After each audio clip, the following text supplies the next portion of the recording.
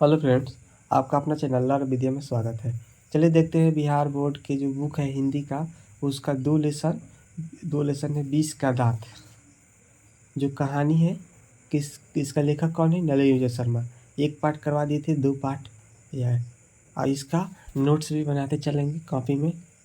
Question है 1 number 20 के दांत का 20 का दांत जो कहानी है पार्ट 2, उसका 1 नंबर क्वेश्चन है, कहानी के शीर्षक की सार्थकता स्पष्ट कीजिए। का है क्वेश्चन, कहानी के शीर्षक की सार्थकता स्पष्ट कीजिए। का है प्रस्तुत पाठ 20 के दांत नलिनी विजय शर्मा के द्वारा अवतरित है। जो प्रस्तुत पाठ 20 के दांत किसके द्वारा अवतरित है? नलिनी विजय शर्मा के द्वारा का है अवतरित है। इस कहानी में मध्यम वर्गीय परिवार के अंत विरोधियों का सामना करना पड़ रहा है। जो 20 के दांत है किसके द्वारा अवतरित है? नलिनी विजय शर्मा के द्वारा का है अवतरित है। ठीक है। इस कहानी में मध्यम वर्गीय परिवार के अंत विरोधियों का सामना करना पड़ रहा है तथा वहीं दूसरी ओर सिंह साहब के द्वारा लिंग भेदभाव जैसे जैसे कुसंस्कार को अपनाया गया है। किसको? कुसंस्कार को। और उसमें क्या है, जो 20 के दांत है उसमें क्या है, लिंग भेदभाव जैसे मतलब कुसंस्कार को क्या किया गया, अपनाया गया है। आगे है, तथा गिरधर लाल अपनी नौकरी को बचाए रखने के लिए संघर्ष करता है। गिरधर लाल जो है वो नौकरी को बचाए रखने के लिए क्या करता है? संघर्ष करता है। गिरधर कौन था? मदन के पिता क्या थे? कौन थे? गिरधर थे। कहानी में कासू और मदन की लड़ाई होती है। क्या होता है कहानी में? कासू और मदन की लड़ाई होता है और मदन कासू के 20 के दांत तोड़ डालता है तथा सिंह साहब के द्वारा गिरधर को नौकरी से क्या किया जाता है? हटा दिया जाता है। जब मदन क्या करता है, कासू के 20 के 2 दांत क्या करता है? तोड़ता है। तो उसके बाद क्या होता है, जो सिंह साहब के द्वारा गिरधर को क्या किया जाता है? नौकरी से हटा दिया जाता है। ठीक है। अगला क्वेश्चन है, सिंह साहब के परिवार में बच्चों के पालन पोषण में किए जा रहे लिंग आधारित भेदभाव का अपने शब्दों में वर्णन कीजिए। 2 नंबर क्वेश्चन है, सिंह साहब के परिवार में बच्चों के पालन पोषण में किए जा रहे लिंग आधारित भेदभाव का अपने शब्दों में क्या करना चाहिए? वर्णन करना है। सिंह साहब के परिवार में 5 लड़कियां। सिंह साहब के परिवार में कितनी लड़कियां हैं? 5 लड़कियां हैं। सिंह साहब की परिवार में कितनी लड़कियां हैं? 5 लड़कियां। लड़कियों का नाम क्या है? सीमा, आलो, शेफाली, रजनी और आरती। 5 लड़कियों का नाम है सीमा, आलो, शेफाली, रजनी और आरती। तथा लड़कों के लिए अलग प्रकार के कायदे कानून थे। लड़कों के लिए क्या थे? अलग प्रकार के कायदे कानून थे तथा पांचों लड़कियों के लिए अलग प्रकार की शिक्षा व्यवस्था मौजूद थी। जो 5 गो लड़की थी उसके लिए अलग क्या था? शिक्षा व्यवस्था मौजूद था। और खोखा के लिए भी क्या था? अलग शिक्षा व्यवस्था मौजूद था।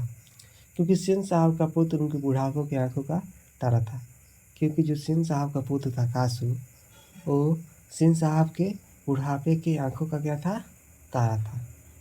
चलिए अगला क्वेश्चन देखते हैं 3 नंबर, खोखा किन मामले में अपवाद था? बहुत बार क्वेश्चन पूछा है एग्जाम में, 19 में 20 में भी पूछा है क्वेश्चन। एग्जाम में ये क्वेश्चन पूछते रहता है। खोखा किन मामलों में अपवाद है?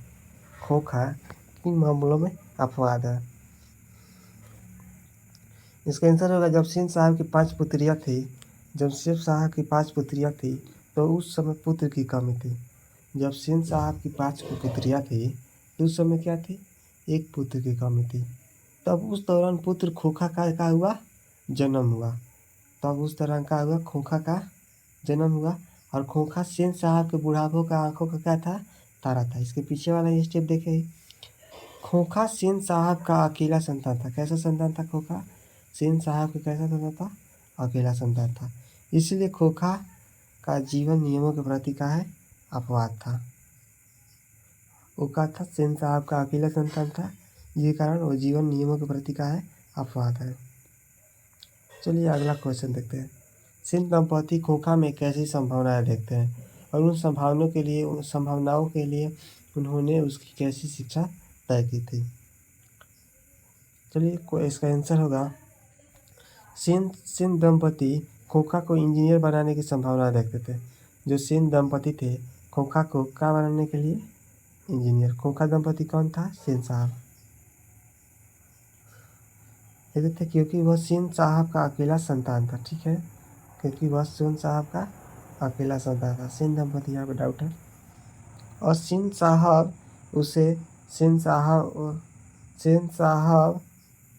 उसे इंजीनियर बनाने की शुरू से ही क्या देते थे? ट्रेनिंग देते थे। शुरू से ही क्या देते थे? ट्रेनिंग देते थे। और खोखा की शिक्षा व्यवस्था को बढ़ाने के लिए कारखाने से बढ़ई लाकर उसे क्या किया?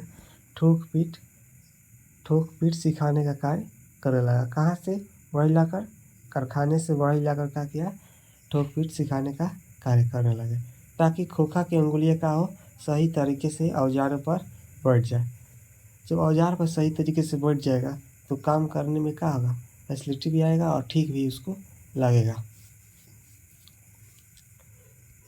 अगला क्वेश्चन, सप्रसंग व्याख्या कीजिए। कितना नंबर क्वेश्चन है?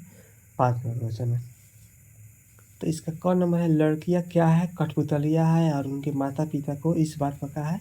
गर्व है। तो इसका आंसर क्या होगा? हाँ, क्वेश्चन एक बार और सुन लीजिए। लड़कियां क्या है? कठपुतलियां है और उनके माता पिता को इस बात पर गर्व है। तो आंसर होगा प्रस्तुत पाठ 20 के दांत से लिया गया है तथा कहानीकार नलिनी मिश्र शर्मा बताना चाहते हैं कि लड़कियां क्या है? कठपुतलियां है और सेन साहब के परिवार में कितनी लड़कियां हैं? 5 लड़कियां, 5 पुत्रियां थी।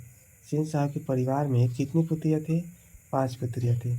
कौन कौन अभी नाम बताए हम? ये नाम है सब सीमा, आलो, शेफाली, रजनी, आरती। ये सभी लड़कियां क्या थी? नेक थी। सभी लड़कियां नेक थी तथा सेन दंपति के द्वारा सभ्यता और शिष्टता की तालीम दी गई। क्या हुआ? सेन दंपति के द्वारा सभ्यता और शिष्टता की क्या हो गई? तालीम दी गई और उन्हें यह शिक्षा दिया गया था कि क्या नहीं करना चाहिए। मानिए उनकी लड़कियों को ये भी शिक्षा दिया गया था क्या करना चाहिए और क्या नहीं करना चाहिए। वे शाम के वक्त खेलती या दौड़ती थी। वे शाम के वक्त खेलती या दौड़ती थी, लेकिन किसी वस्तु को नुकसान नहीं पहुंचाती थी। लेकिन क्या थी? खोखा से तो बहुत अच्छा दिन थी वो क्या थी? किसी भी वस्तु को नुकसान नहीं पहुंचाती थी। वास्तव में अगर उनसे कोई सीखना चाहे तो वह सीख सकता था। अंततः लड़कियां क्या है?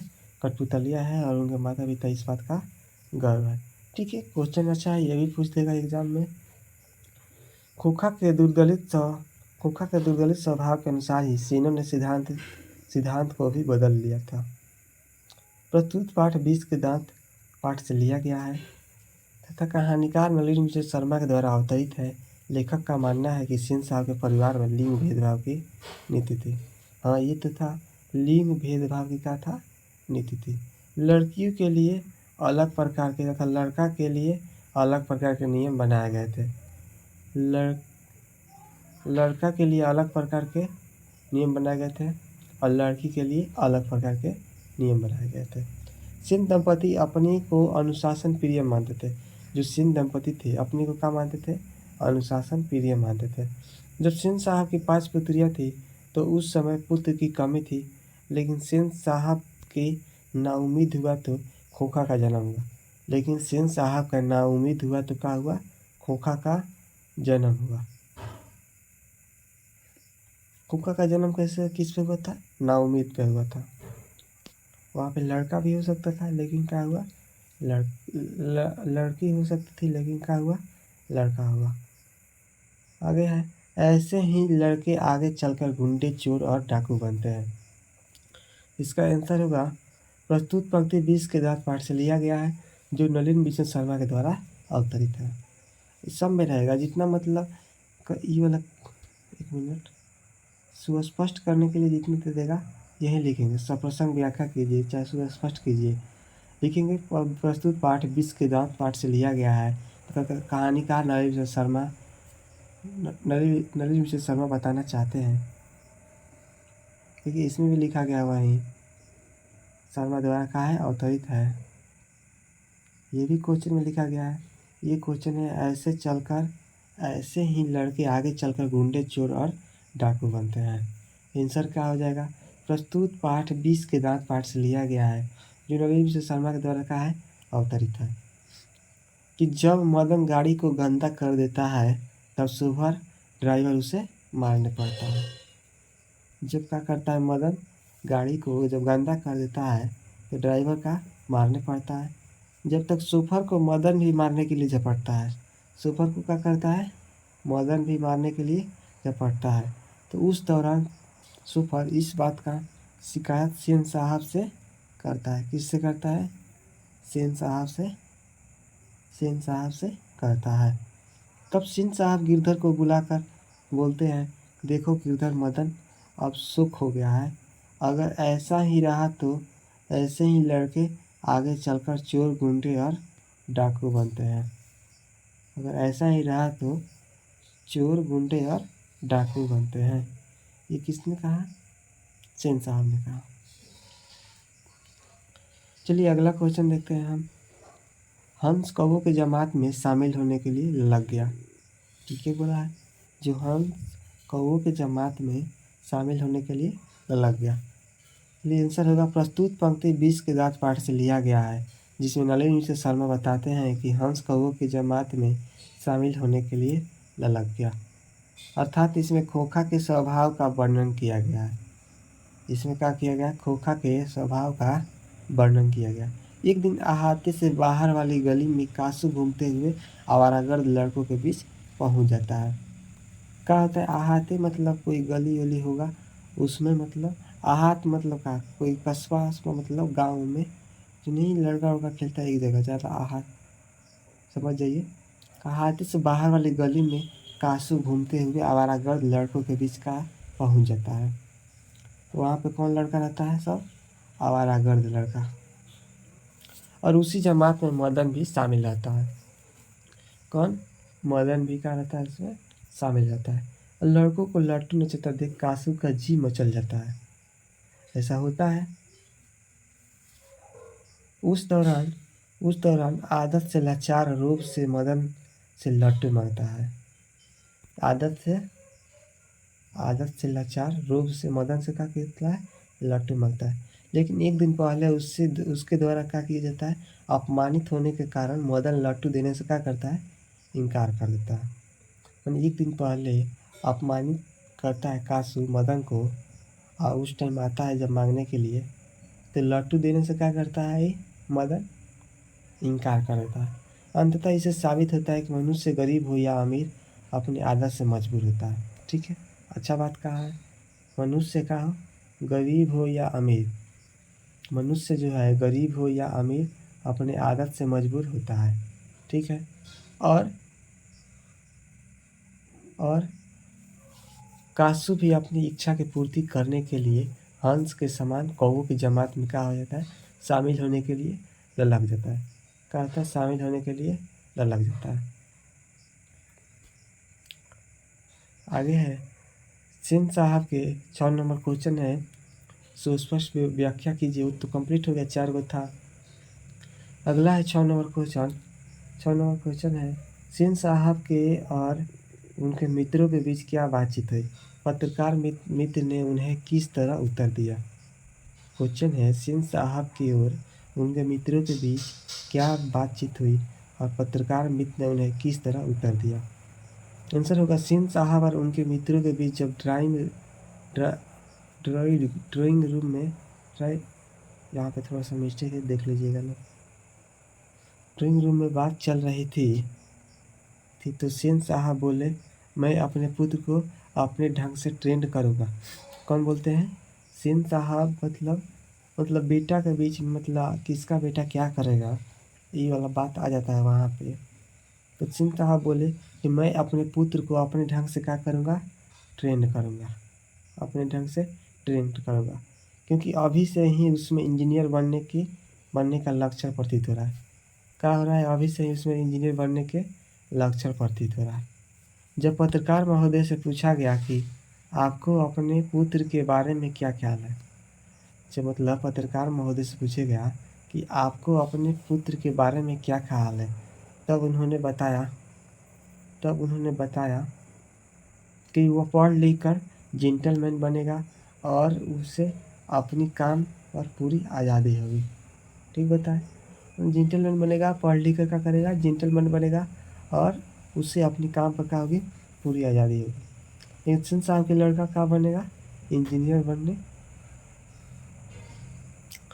इंजीनियर बनने का लक्ष्य क्या आ रहा है, प्रतीत हो रहा है, किसके द्वारा कहा गया है, सेन साहब के द्वारा आ गया। चलिए अगला क्वेश्चन, मदन और ड्राइवर के बीच विवाद के द्वारा कहानीकार क्या बताना चाहता है। मदन और ड्राइवर के बीच का मुख्य कारण गाड़ी को मदन के द्वारा क्या करना है, हानि पहुंचाए जाना है। मदन और ड्राइवर के बीच विवाद का मुख्य कारण गाड़ी को मदन के द्वारा क्या किया जाना है, हानि पहुंचाया जाना है। और बड़े बड़े लोगों का सामाजिक वर्चस्व कायम रखना। और जो बड़ा बड़ा लोग है सामाजिक वर्चस्व का होता है कायम रखना। मदन सेन साहब के कारखाने के किरानी का बेटा था। जो मदन था सेन साहब के कारखाने के किरानी का बेटा था। मदन जो था सेन साहब के कारखाने के किरानी का बेटा था, जो सेन साहब के अहाते में रहता था। और उसी दौरान मदन और ड्राइवर के बीच क्या हुआ, विवाद हुआ। उसी टाइम क्या हुआ, मदन और ड्राइवर के बीच क्या हुआ था, विवाद हुआ था। अगला क्वेश्चन, कासू और मदन के बीच में झगड़े का क्या कारण था। इस प्रसंग के द्वारा लेखक का क्या दिखाना चाहते हैं। क्वेश्चन है, कासू और मदन के बीच में झगड़े का क्या कारण था। लोग जानते ही होंगे लोग। कासू और मदन के बीच झगड़े का मुख्य कारण आर्थिक भेदभाव था।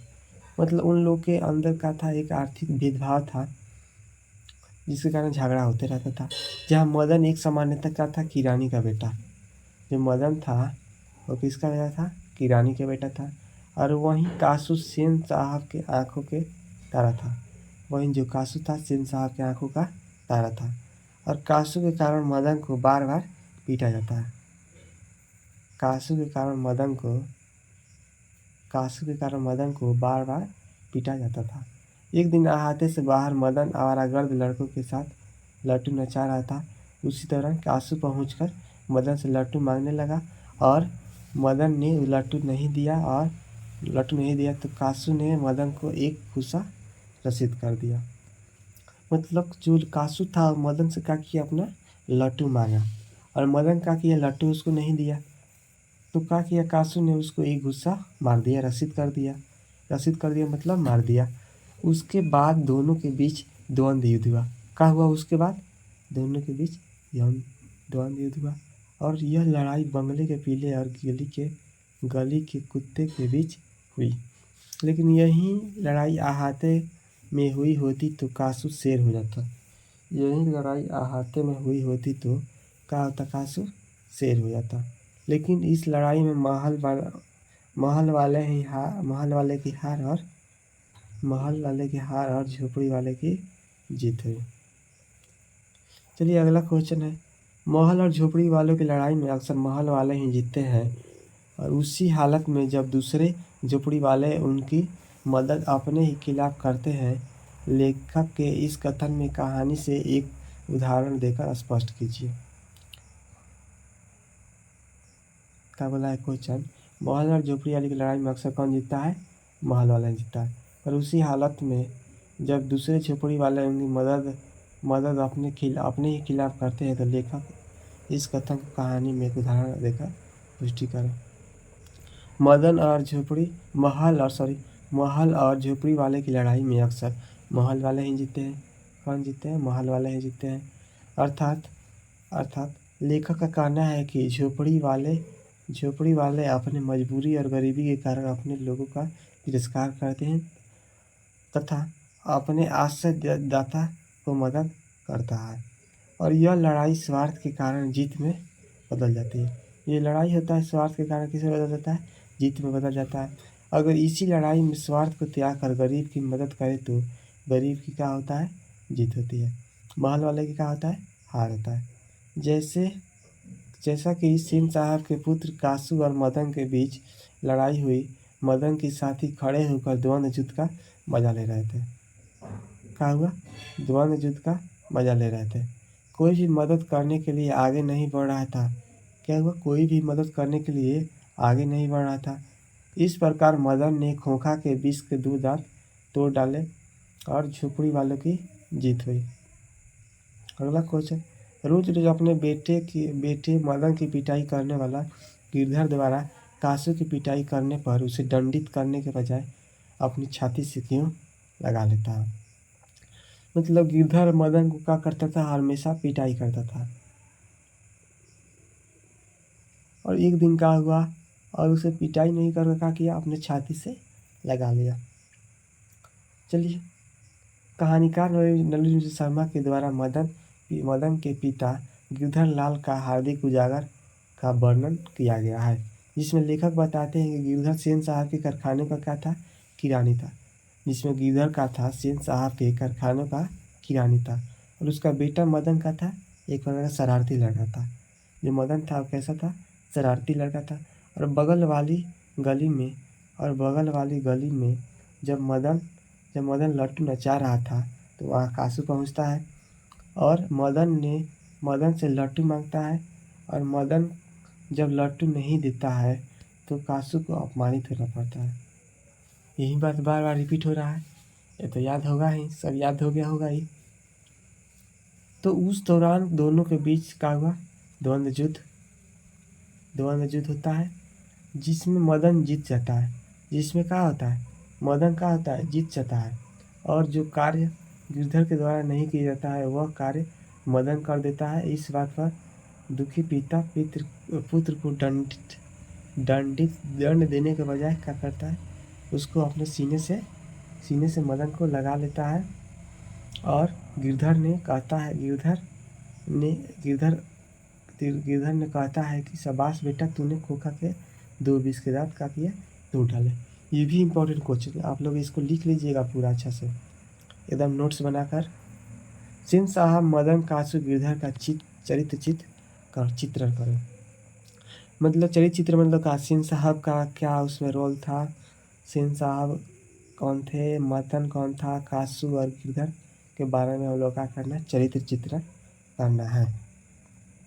चलिए, कहा है सेन साहब के बारे में पढ़ते हैं। सेन साहब आत्मप्रसंग तथा शान प्रिय कुसंस्कारहीन व्यक्ति है। और सेन साहब के परिवार में कितनी पुत्रियां हैं, 5 बेटियां हैं, और 5 बेटियों के लिए भेदभावपूर्ण नीति अपनाई गई है। और जब ना उम्मीद पर कासू का जन्म होता है तो उसके लिए अलग प्रकार के कायदे कानून का क्या होता है, निर्माण किया गया है। उनके लिए अलग प्रकार का होता है, कायदे कानून का निर्माण किया जाता है तथा उनके द्वारा दोहरी प्रवृत्ति बनाई गई है। उनके द्वारा दोहरी प्रवृत्ति अपनाई गई है। मदन, कहानी का मुख्य नायक मदन है, और चारों तरफ कहानी उसी प्रकार करते ही घूमती फिरती है। अगर कहानी से मदन को निकाल दिया जाए तो कहानी उद्देश्यहीन हो जाएगी। अगर कहानी को मदन को निकाल दिया जाए तो कहानी क्या हो जाएगा, उद्देश्यहीन हो जाएगा। कहानी में मदन आवारागर्द लड़कों का क्या है, नेता है, और इन्हीं के बीच सामाजिक समानता का पोषण, लेकिन इसी के कारण वह सेन साहब का पुत्र कासू को अपने दल में शामिल नहीं करता है, जिसको लेकर दोनों के बीच क्या होता है, विवाद होता है, लड़ाई होता है। लड़ाई में मदन का होता है, जीत जाता है। ठीक है, लड़ाई में क्या होता है, मदन जीत जाता है। कासू के बारे में पढ़ेंगे। कासू सेन साहब के नाउम्मीद पे उम्मीद का कासू है। नाउम्मीद पे क्या होता था, इसका जन्म हुआ था, जो बुढ़ापे के पुत्र प्रेम होने के कारण लाड़ प्यार में बिगड़ा हुआ संतान है। ये कासू जो है क्या है, लाड़ प्यार में बिगड़ा हुआ संतान है, और 5 बहनों में से क्या है, छोटा है, और वक्त बेवक्त उन पर हाथ चला देता है। वक्त बेवक्त क्या करता है, हाथ चला देता है, अर्थात वह असभ्य और अनुशासनहीन है। वो कासू के बारे में क्या कहा जा रहा है, असभ्य और अनुशासनहीन है। अगला है गिरधर सेन साहब के कारखाने का किरानी है, और उस पे अनेक प्रकार के बंदे थोपी गई है, जिसके कारण वह अपनी नौकरी बचाने के लिए संघर्ष करता है, और उस दौरान सेन साहब के द्वारा किए गए अन्याय का भी विरोध नहीं करता। जो सेन साहब जो अन्याय करते थे उसको क्या किया करता था, विरोध भी नहीं करता था, लेकिन उनके द्वारा किए गए अपमानित में घुट घुट कर करता है, पीता है। ठीक है, घुट घुट कर पीता है। लेकिन जब मदन के कारण उसकी नौकरी छूट जाती है तो वह बंदिशों से क्या होता है, मुक्त हो जाता है। अगला क्वेश्चन है, आपकी दृष्टि में कहानी का नायक कौन है? तर्कपूर्ण उत्तर दे। इसका आंसर होगा, हमारी दृष्टि में कहानी का नायक कौन है? मदन है, जो का इस कहानी का हीरो है। और कहानी चारों तरफ का है, मदन पर ही आधारित है। और कहानीकार नलिन विजय शर्मा क्या करते बताते हैं कि कासू सेन साहब का लाडला पुत्र है। जो कासू है सेन साहब का है लाडला पुत्र है। कासू के 5 बहनें हैं। कासू के 5 बहनें हैं, कौन कौन, एक बार बता दीजिए। सीमा, आलो, शेफाली, रजनी, आरती। कहानी अमीरी और गरीबी को कहा है अवक्षेपित है। और परिणाम स्वरूप कहानी में असहाय गरीब पात्र मदन की जीत होती है। क्या होता है, गरीब पात्र का है, मदन की क्या होता है, इसमें जीत होता है। क्या होता है, मदन की जीत होता है। ये कहानी किस पर है? एक अमीरी और क्या है, ये गरीबी पर आधारित है। जो ये कहानी है 20 के दांत, किस पे आधारित है? अमीरी और गरीबी पे आधारित है। आरंभ से ही कहानी का स्वर व्यंग्यपूर्ण है, ऐसे कुछ प्रमाण उपस्थित कीजिए। चलिए इसको लिख लेंगे। जैसे आरंभ से ही कहानीकार नलिन विजय शर्मा व्यंग्यपूर्ण बातों का क्या करते हैं, जिक्र करते हैं। क्या करते हैं, व्यंग्यपूर्ण बातों का जिक्र, जिसमें उन्होंने कहा है कि सेन साहब की नई मोटर कार बंगले में खड़ी है। जो सेन साहब की नई मोटर कार है, क्या है, बंगले में खड़ी है। काली चमकती हुई स्टीमर है, जैसे कोयल घोंसले में कि कब उड़ जाए। कोयल घोंसले में कब उड़ जाए। और सेन साहब की नई मोटर कार कितने की थी, याद रखेंगे, नई मोटर कार उनके 7,500 की थी।